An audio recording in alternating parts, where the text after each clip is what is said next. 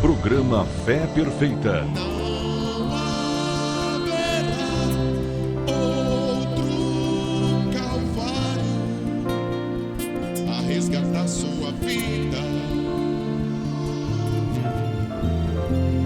Não haverá outra mensagem, não haverá outra Bíblia.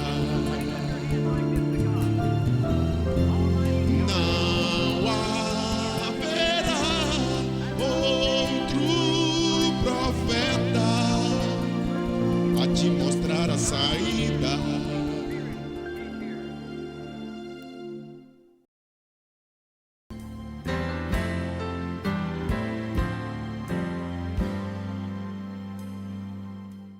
O nome bendito e poderoso de Jesus Cristo, o qual todo joelho em cima no céu e embaixo na terra se dobra, terá que se dobrar e confessar que Ele é o Senhor para a glória de Deus Pai.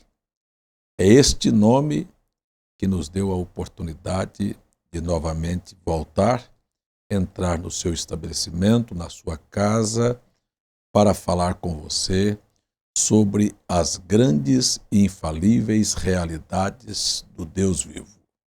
Nestes nossos programas, eu tenho apresentado títulos de mensagens pregadas pelo profeta William Branham.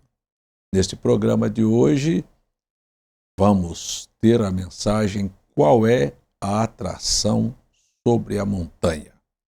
Foi uma mensagem pregada em julho de 1965. A escritura que nós vamos ler está no Evangelho de Lucas, no capítulo 28, e dito isto, capítulo 19, verso 28 do Evangelho de São Lucas. E dito isto, ia caminhando adiante, subindo para Jerusalém. E aconteceu que, chegando perto de Betfagé e de Betânia, ao monte chamado das Oliveiras, mandou 2 dos seus discípulos, dizendo: Ide à aldeia que está defronte de vós, e ali ao entrar achareis preso um jumentinho, em que nenhum homem ainda montou. Soltai-o e trazei-o. E se alguém vos perguntar: por que soltais? Assim lhe direis: porque o Senhor o há de mister. E indo os que haviam sido mandados, acharam como lhes disseram. Quando soltaram o jumentinho, seus donos lhe disseram: por que soltais o jumentinho? E eles responderam: o Senhor o há de mister. E trouxeram-no a Jesus, e lançando sobre o jumentinho as suas vestes, puseram Jesus em cima, e indo estendia no caminho as suas vestes, e quando já chegavam perto da descida do Monte das Oliveiras, toda a multidão dos discípulos, regozijando, começou a dar louvores a Deus em alta voz, por todas as maravilhas que tinham visto, dizendo: bendito o Rei que vem em nome do Senhor, paz no céu e glória nas alturas. E disseram-lhe de entre a multidão alguns dos fariseus: Mestre, repreende os teus discípulos. E respondendo ele, disse-lhes: digo-vos que se estes se calarem, as próprias pedras clamarão. E quando iam chegando, vendo a cidade, chorou sobre ela. Eu li até o verso 41 do capítulo 19 do Evangelho de São Lucas. Meu caro amigo e irmão, eu gostaria de tomar esta escritura e dizer a você assim: esta escritura um dia foi uma profecia. Lá no capítulo 9 do livro do profeta Zacarias, olhando, viu este quadro que haveria de se cumprir 487 anos depois. Ou seja, aqui está o profeta Zacarias, quando veio sobre ele o Espírito do Senhor, trazendo uma profecia que haveria de se cumprir, que era a vinda do Messias entrando triunfalmente em Jerusalém, ainda faltavam 487 anos para isto se cumprir. Quando isto se cumpriu numa quarta-feira, no dia 4 de abril do ano 30. Então nós temos aqui o cumprimento desta escritura no dia 4 de abril do ano 30, numa quarta-feira. Isto para que você se recorde que nós estamos falando da entrada triunfal de Jesus, a última visita de Jesus a Jerusalém antes de ser preso, morto e crucificado. Aquele dia em que esta escritura se cumpriu, veja, aquilo transformou aquele quadro que era profético em história. Ficou agora no passado, numa figura histórica, a profecia se cumprindo e, como a Bíblia não é meramente um livro de história, história aconteceu, vira história, aquilo continua a refletir um ato profético para os anos que vão se seguir. Eu gostaria que você lembrasse que quando Deus faz alguma coisa na terra e ele traz uma atração, é porque normalmente a terra está vivendo um outro momento de atração. Jerusalém, vamos tomar isto para que você entenda. Nós estamos aqui na semana da Páscoa. Nós estamos vivendo aqui neste período em que cada pessoa, de cada família, de cada tribo de Israel se locomovia de sua cidade, de sua casa para vir a Jerusalém. Eles vinham celebrar a festa da Páscoa. Eu acredito que você que está em casa entenda que a Páscoa, se você quiser ler, ela foi instituída no capítulo 12 do livro de Êxodo, quando Israel estava deixando a terra do Egito. Um cordeiro de 1 ano deveria ser separado. Aquele cordeiro não podia ter uma verruga, uma mancha, uma deformidade física, uma sarna. Ele tinha que ser perfeito. E, naquela semana, aquele cordeiro deveria ser observado e examinado para que não ali aparecesse nenhuma deformidade. Também devemos lembrar que do 1º ao 7º dia daquela semana, as casas não poderiam comer pães levedados ou pães com fermento, porque o fermento é, nas Escrituras, a simbologia do pecado. Lembramos também o duro amargor do cativeiro, que durante 430 anos Israel padeceu no Egito. Então, no dia da saída, o cordeiro era morto, o sangue aspergido no umbral da porta, e eles comeriam este cordeiro assado no fogo, não podia ser cozido. Pés, frissura, cabeça integralmente. Nada do cordeiro poderia ser lançado fora. O cordeiro deveria ser comido assado no fogo. Não poderia ser cozido. Os pães tinham que ser asmos, acompanhado de ervas amargosas que representavam os anos do cativeiro. O cordeiro falava de uma aliança. Os pães da purificação do fermento, ou seja, a limpeza do pecado das nossas vidas. E as ervas, o amargor de ser escravo. Então eles comeram. Isto é Páscoa. Agora eu paro para abrir um parêntese para lembrar aos senhores que a tradição que o mundo celebra a cada ano, chamado Semana Santa, nada tem a ver com as Escrituras. Primeiro, nós temos o coelhinho da Páscoa. Onde é que tiraram este coelhinho?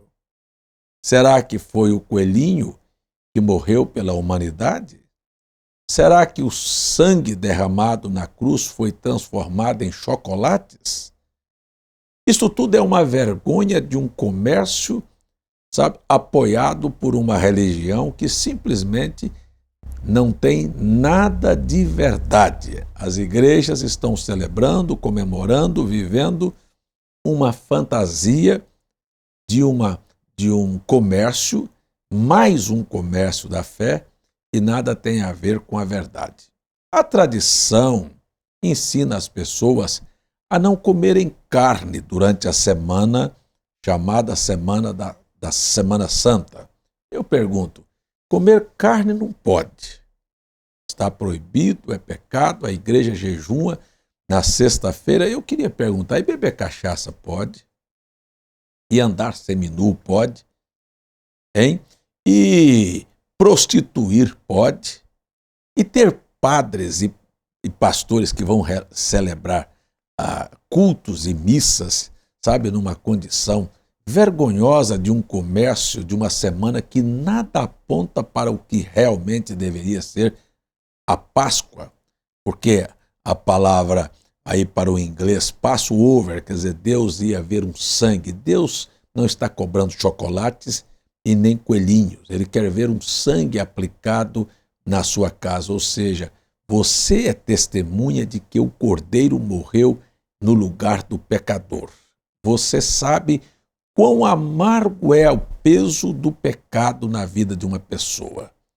Dizem, sabe, que manter uma vida equilibrada é uma coisa chata, obsoleta, mas quero dizer para você que amargo mesmo é o pecado. O pecado faz as pessoas comerem ervas amargosas. Eu quero lembrar a você que é triste, é vergonhoso, é deplorável entender a condição em que a sociedade está metida.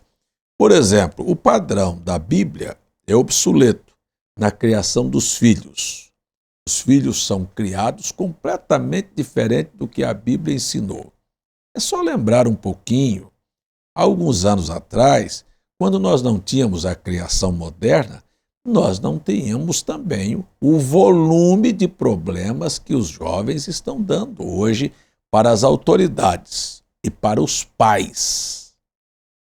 Ora, quando se tinha uma criação mais austera, dentro do padrão do respeito, da vergonha, do pudor, nós não tínhamos tantas mães solteiras, tantos problemas nos tribunais hoje, com filhos bastardos e com tantos problemas que estão sendo decorrentes desta vida promíscua, suja, em que a sociedade viveu.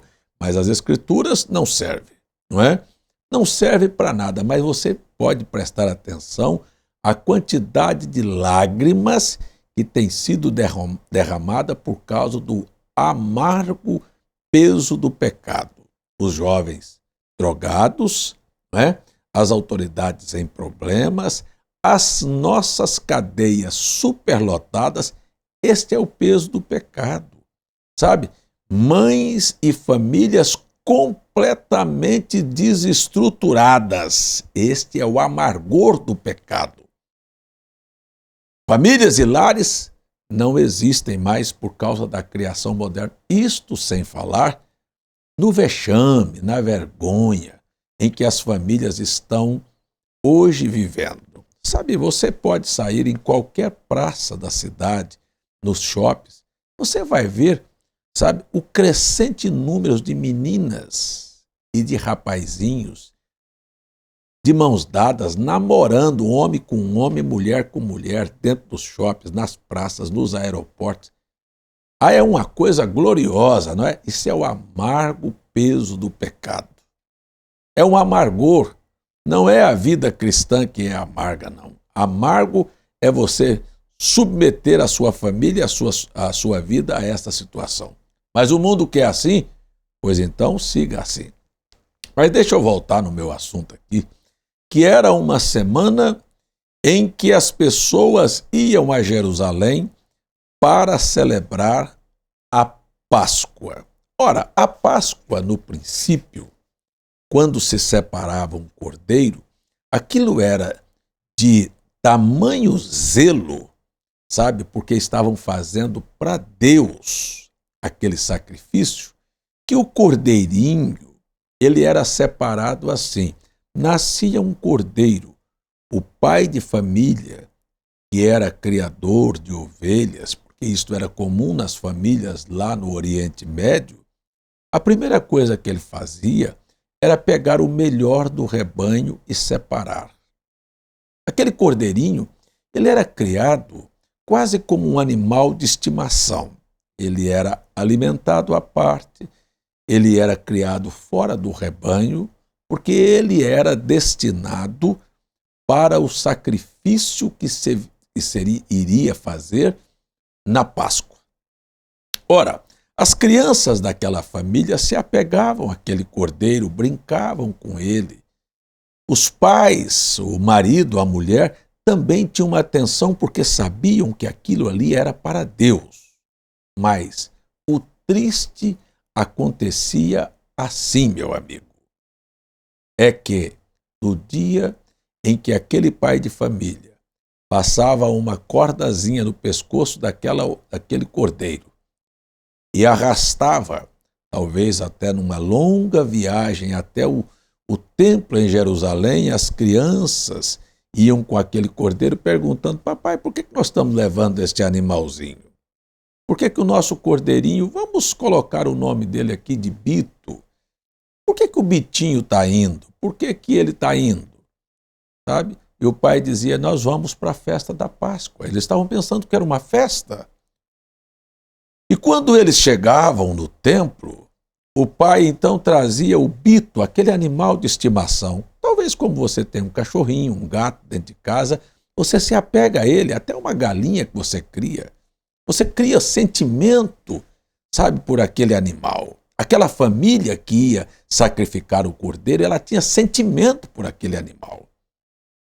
E quando o pai trazia o cordeiro e o sacerdote examinava, ele não tinha defeitos, nenhuma deformidade física, o pai colocava a sua mão direita na cabecinha do cordeiro e os filhos estão assistindo. E a mulher está assistindo e o próprio homem sabia o destino daquele cordeiro. E lá vinha o sacerdote com uma faca, sabe, com um cutelo na mão, e pegava aquele cordeirinho e passava aquela faca na garganta do cordeiro para que ele derramasse o seu sangue. E aí as crianças e a mãe estavam assistindo aquela cena e as crianças começavam a chorar. Eles: não, mas papai, meu cordeirinho, o Bitinho não pode. O sacerdote cortando, olha o sangue caindo. E a mão daquele pai de família colocada na cabeça daquele cordeiro, enquanto ele ia perdendo a sua vitalidade, o sangue ia derramando, ele ia tornando fraco, daqui um pouquinho ele bailia e caía e morria. As crianças choravam. O pai de família estava realmente com o coração compungido, a mãe de família derramava lágrimas, havia uma tristeza, um sentimento. O cordeiro, por que morreu? Por que mataram o nosso cordeiro?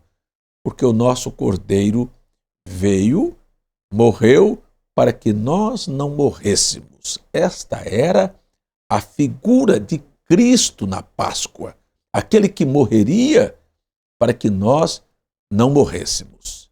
Mas isto havia sentimento. Eu queria só perguntar para você que está me assistindo, qual é o sentimento de respeito que se tem por Cristo hoje, numa semana da Páscoa? Isto é uma imundície, isto é uma nojeira, isto é uma aberração, o que a igreja, o que a tradição fez com Cristo. Mas isto era os primeiros anos que quando a Páscoa foi instituída. Passaram-se os anos, E aí então vem a naturalização das coisas e a acomodação do pecado. E a perversão e o descaso para com Deus e a falta de respeito para com o Senhor nosso Deus. E aí então, Israel, que começou dentro desses princípios, agora não queria mais sofrer no próximo ano o constrangimento das famílias voltarem tristes, dos filhos chorarem, da mulher chorar. Vamos comprar um cordeiro lá na porta do templo. Por favor, você que está em casa, leia o capítulo 1 do profeta Malaquias. Você encontrará no capítulo 1 do livro do profeta Malaquias que eles agora não traziam mais um cordeiro, compravam aleijado, cego, manco, qualquer coisa serve para Deus. É esta a condição que nós estamos vendo hoje, qualquer coisa, pode ser coelhinho, pode ser pelado, pode ser bêbado, pode ser de prostituição, pode ser na anarquia. Deus recebe isso. Isto é uma vergonha, isto é uma baixeza. E Deus disse para os sacerdotes, para você, pastor e padre que está me assistindo, você não se envergonha de trazer imundície na minha mesa, não? Será que você nunca leu a Bíblia? E quando Jesus veio para Páscoa, o primeiro lugar que ele entrou em Jerusalém foi no templo para soltar os pombos e os cordeiros e derrubar as mesas e pegar um azorrague e bater naqueles que estavam lá, sabe, comercializando, e dizer que a casa dele tinha se tornado um covil de ladrões. Ladrões. Estes líderes são ladrões. Eles roubam das pessoas a oportunidade de fazer as coisas corretas, de Deus se agradar do povo.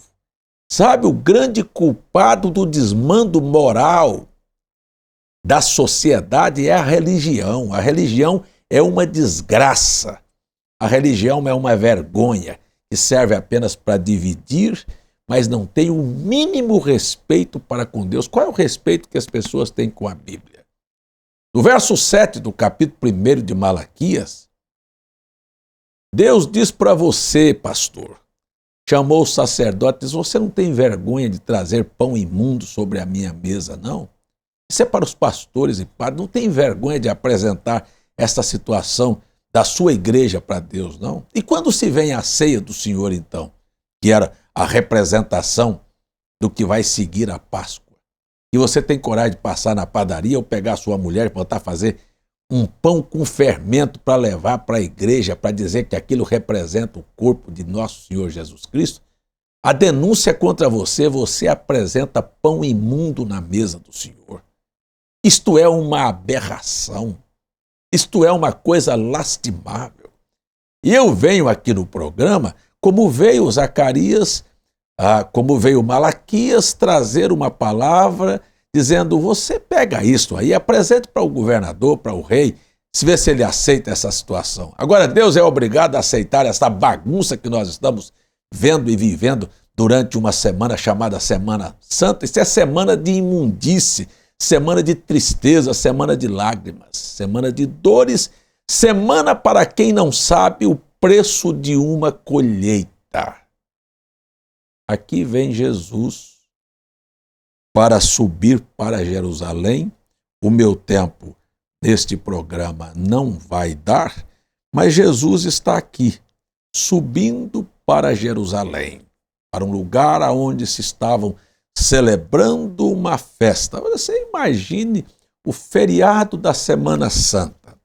Caiu este ano numa sexta-feira, Sexta-feira da Paixão. As pessoas deixaram já os trabalhos, porque já as autarquias e as repartições públicas deram ponto facultativo na quinta para poder já ganhar tempo. Então, imagino as praias cheias de nudismo. Imagino uma movimentação dentro das igrejas mais repletas de nudismo. Imagino a quantidade de pessoas que não comeram carne, não é? Era 1 milhão de vezes melhor você assar um churrasco, fazer um churrasco e ter uma vida equilibrada e respeitar o que Jesus Cristo fez por você do que você não comer carne e beber cachaça, e prostituir, e estar nu, e viver uma vida promíscua com estas músicas profanas como eu presenciei nesses dias. É uma coisa lastimável. Mas Jesus ia subindo para um lugar onde as pessoas deixaram de respeitá-lo e transformaram aquilo apenas numa tradição, como nós estamos vendo a sociedade fazer a cada ano. E Jesus vem, e agora, enquanto há uma atração religiosa, ele vem de maneira simples, tão humilde, que procura um jumento para montar, para fazer as profecias se cumprirem. Quero lembrar a você, enquanto o mundo viveu esta euforia, ou vive esta euforia da Semana Santa, Jesus andou novamente na terra, de maneira tão simples, passou tão desapercebido, que as pessoas jamais puderam ver que ele é o mesmo ontem, hoje e eternamente.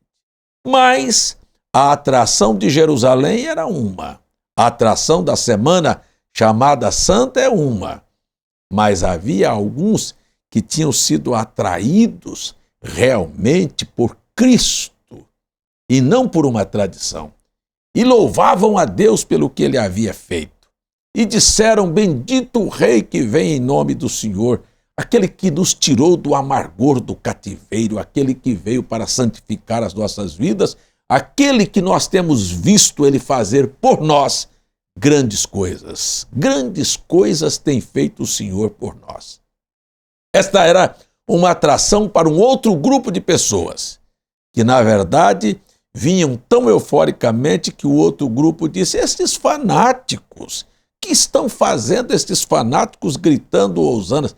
Querem que grite futebol, querem que grite músicas profanas, querem que grite esta festa imunda que a igreja fez esses dias agora, mas não querem que o povo realmente louve, viva e reconheça o que está acontecendo no alto da montanha. Deus fazendo suas profecias se tornarem histórias. Vai para o passado e vai representar muita coisa. Eu prometo voltar com este assunto para concluirmos esta meditação aqui no alto da montanha. Qual é a atração sobre a montanha? Pense neste título. Enquanto nós oramos e pedimos a Deus para ser misericordioso conosco. É a minha oração, Senhor. Abra os olhos das pessoas para que elas possam ver o presente e o futuro. No nome de Jesus Cristo, dá-nos a tua bênção. Amém.